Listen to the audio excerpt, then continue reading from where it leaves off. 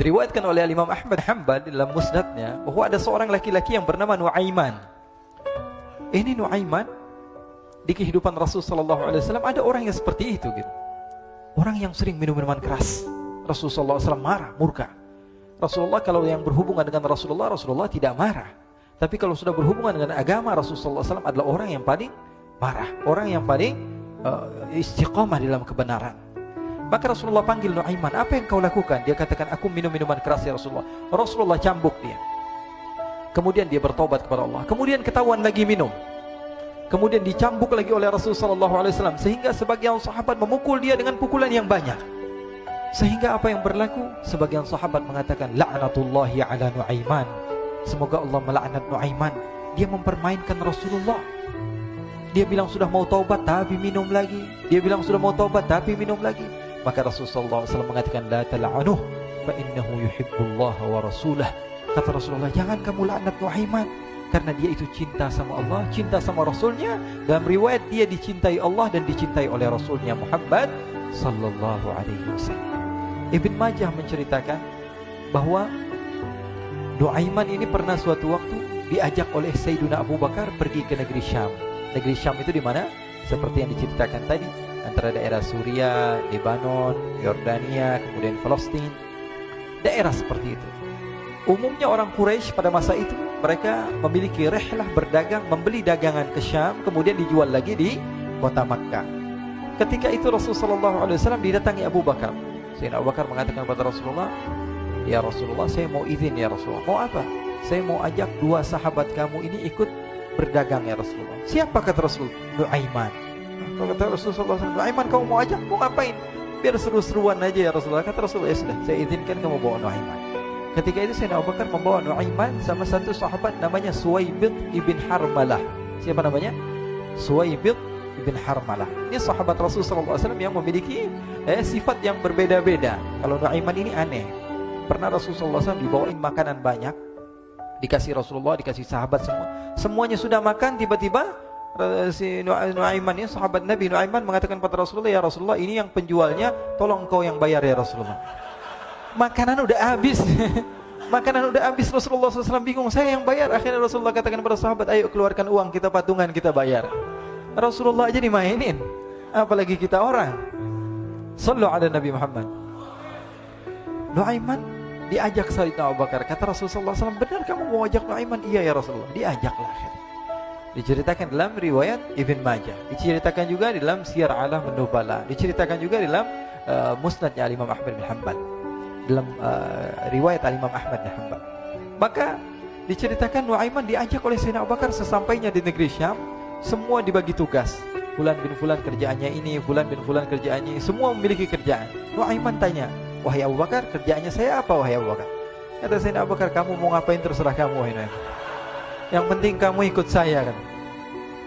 Kemudian satu di antara mereka namanya Suwaibid ibn Harmalah. Ditanya oleh Sayyidina Abu Bakar, wahai Suwaibid, kamu mau kerjaan apa? Kata Suwaibid, terserah kamu wahai Abu Bakar. Kata Sayyidina Abu Bakar, kamu menjaga makanan, karena saya tahu kamu ini adalah orang yang senantiasa menjaga amanah. Suwaibid ini kalau disuruh maju dia maju, disuruh mundur dia mundur, disuruh ke kanan dia ke kanan, disuruh ke kiri dia ke kiri. Orang yang ikut aja. Kalau Nuaiman beda, disuruh maju dia ke belakang, kasih sen kanan ke kiri belok. Nuaiman itu orang yang berbeda. Maka Suwaibid mendapatkan tugas, semua mendapatkan tugas kecuali Nuaiman. Sehingga ikhwani, apa yang berlaku, apa yang terjadi? Sayyidina Abu Bakar pergi sibuk dengan kesibukannya, sehingga datanglah waktu siang. Nuaiman sudah lapar. Nuaiman cari makanan.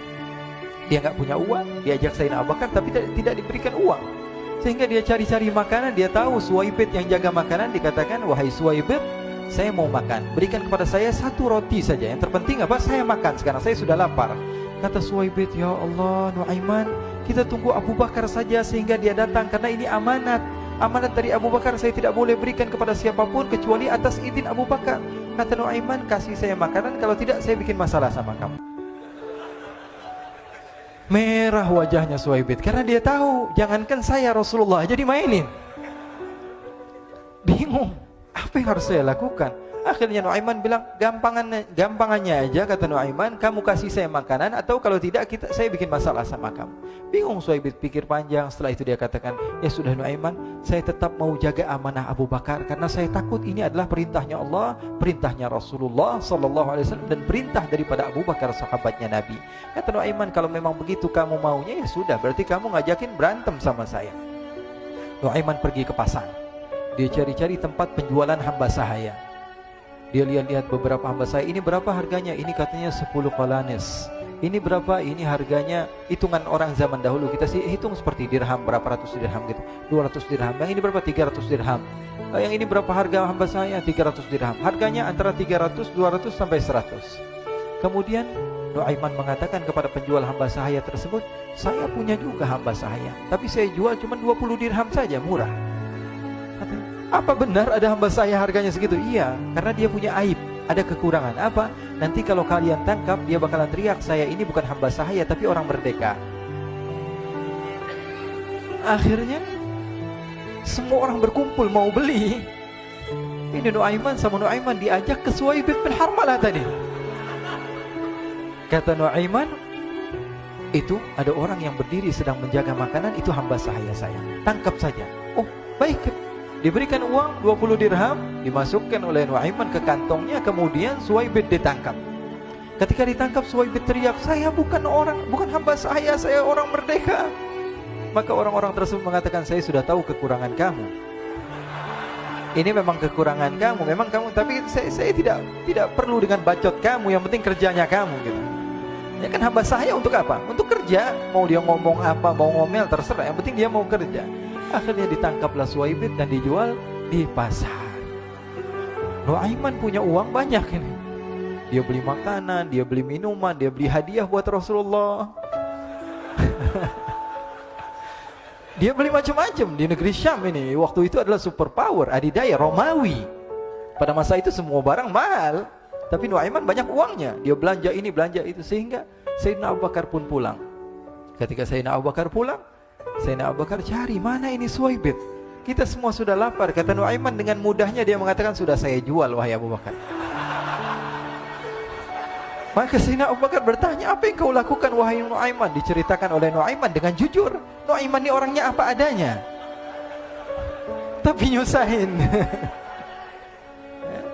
Saya jual. Akhirnya dibawa oleh Nuaiman, Sayyidina Abu Bakar pergi ke mana?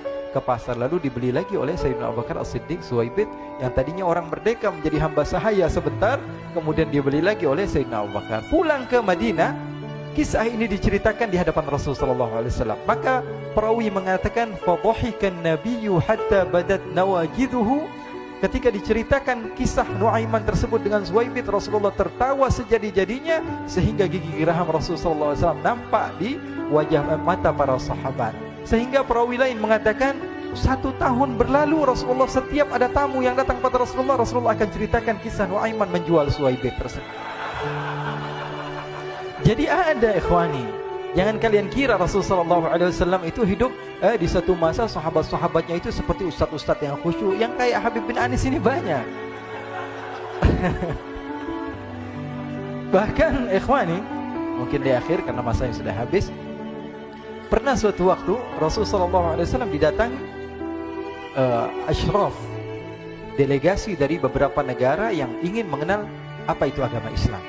Sehingga mereka datang ke rumah Rasulullah SAW membawa unta, kendaraan yang ketika itu kendaraan yang paling mahal mereka miliki. Itu untanya yang paling mewah. Diikat di depan rumah Rasulullah SAW. Tamunya pun masuk, duduk bersama Rasulullah SAW. Di depan rumah Rasulullah SAW ada beberapa sahabat. Ada Sayyiduna Hamzah. Kalian tahu Sayyidina Hamzah adalah orang yang pemberani. Ada Sayyiduna Umar. Kalian tahu Sayyidina Umar adalah orang yang pemberani. Ada Sayyiduna Ali bin Abi Thalib. Ada Sayyiduna Sa'ad bin Abi Waqqas. 4 sahabat ini lagi nongkrong gitu depan rumahnya Rasulullah SAW, berjaga sebelum Allah Subhanahu wa taala turunkan ayat wallahu ya'simuka minan nas. Ketika mereka sedang asyik duduk, tiba-tiba Nuaiman datang. Ini Nuaiman kalau datang pasti bikin sesuatu yang aneh. Bahkan dikatakan tidaklah Rasulullah SAW dalam keadaan bersedih, kecuali Nuaiman datang Rasulullah akan tersenyum.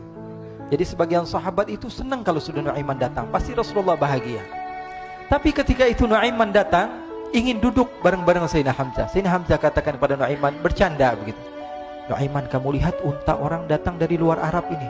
Lihat, kata Nuaiman, ini besar banget ini, badannya besar gitu. Dagingnya pasti banyak. Iya nih, kalau kita sate enak nih ntar malam. Kata Nuaiman. Kata Sayyidina Hamzah, apakah kamu berani? Kata Nuaiman, saya berani aja asal kalian gak bilang sama Rasulullah. Kata Sayyidina Hamzah, benar wahai Nuaiman, benar. Akhirnya Sayyidina Hamzah lupa masalah itu, cuma bercanda-bercanda saja. Sayyidina Hamzah lagi asik sama Sayyidina Umar, Sayyidina Ali. Tiba-tiba apa? Ternyata ketika dia melihat unta tersebut sudah pisah antara kepala sama badannya. Nuaiman mengatakan, wahai Hamzah, ini unta saya sudah potong, saya mau pergi sebentar. Kalau Rasulullah cari saya, tolong jangan beritahu di mana saya. Nanti kalau keadaan sudah aman, mari kita nyate bareng-barengan. Ini ada yang seperti itu di zaman Rasulullah SAW. Maka dia pun berlari dan berlari mencari satu tempat supaya Rasulullah SAW dia selamat daripada Rasulullah SAW. Sehingga Sayyidina Hamzah bingung, ini kalau Rasulullah keluar gimana? Ada Hamzah Asadullah, ada Ali bin Abi Thalib, ada Umar, gak bisa jaga kendaraannya, tamunya Rasulullah SAW. Akhirnya benar apa yang terjadi, ikhwani. Rasulullah SAW tamunya mau pulang. Ketika dia buka pintu tamu melihat apa? Untanya sudah begitu. Mereka teriak, wa naqatah, unta kami wahai Muhammad. Baru mau kenal Islam, unta kami, kendaraan kami sudah dibuang. Rasulullah SAW lihat Sayyidina Hamzah, lihat Sayyidina Ali. Mereka gak bisa ngomong, mereka hanya bilang apa? Nuaiman ya Rasulullah. Rasulullah perintahkan Sayyidina Umar, wahai Umar, sekarang kamu ambil uang, kemudian kamu gantikan, kemudian kamu berikan 2 kali lipat daripada harta unta ini, sehingga apa? Agama Islam tidak didengar dengan sesuatu yang tidak baik di luar sana. Akhirnya diberikan harta, diberikan unta yang baru dan diberikan harta yang lebih untuk orang tersebut, sehingga orang tersebut tidak menjelek-jelekan agama Islam. Kata Rasulullah SAW, dan sekarang waktunya kita balas dendam sama Nuaiman. Nuaiman ternyata berlari tempat yang jauh sampai hampir keluar dari kota Madinah. Dia dapatkan seorang sahabat Nabi yang hadir juga dalam peperangan Badar, namanya Al-Miqdad bin Al-Aswad. Siapa namanya? Al-Miqdad bin Al-Aswad ketika itu sedang menggali sumur. Ketika sedang menggali sumur, Nuaiman datang. Nuaiman katakan kepada Miqdad, wahai Miqdad, wahai sahabat Rasul, kamu orang yang hadir dalam peperangan Badar, kamu adalah orang yang hebat. Dipuji-puji sama Nuaiman. Ada maunya ini. Akhirnya dia bilang, wahai Miqdad, tolong saya. Kenapa wahai Nuaiman, kamu ini kekasihnya Rasulullah, orang yang disayang sama Rasulullah. Kenapa?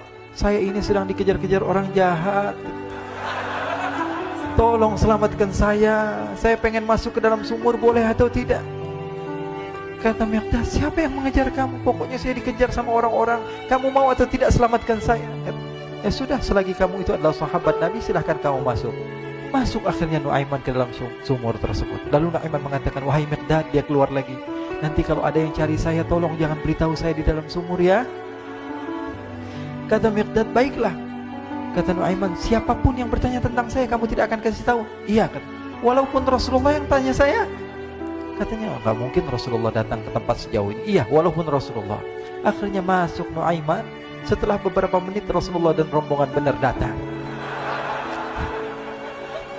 Miqdad bingung ini. Ini kenapa Rasulullah datang ke RW kami ini?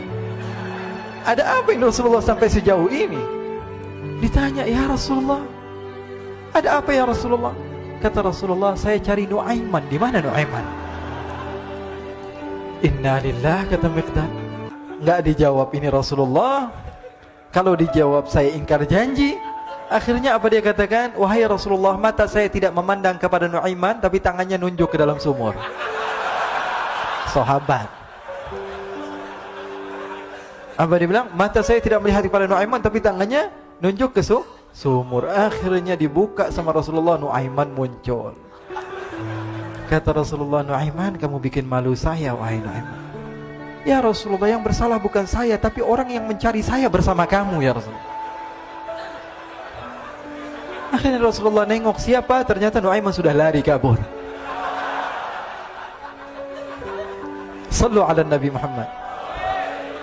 Kisah-kisah seperti ini sebenarnya banyak sekali, ya. Ini menunjukkan kepada kita bahwa kehidupan Rasulullah itu begitu indah. Rasulullah SAW, kalau kamu mau menjadi orang yang baik, contoh Rasulullah. Mau menjadi bapak yang baik, contoh Rasulullah. Mau menjadi pemimpin peperangan yang baik, Rasulullah. Mau menjadi murid yang terbaik, contoh Rasulullah. Bagaimana akhlak Rasulullah. Mau menjadi suami yang baik, contoh Rasulullah. Dalam segala hal, apapun itu Rasulullah SAW adalah makhluk yang paling terbaik.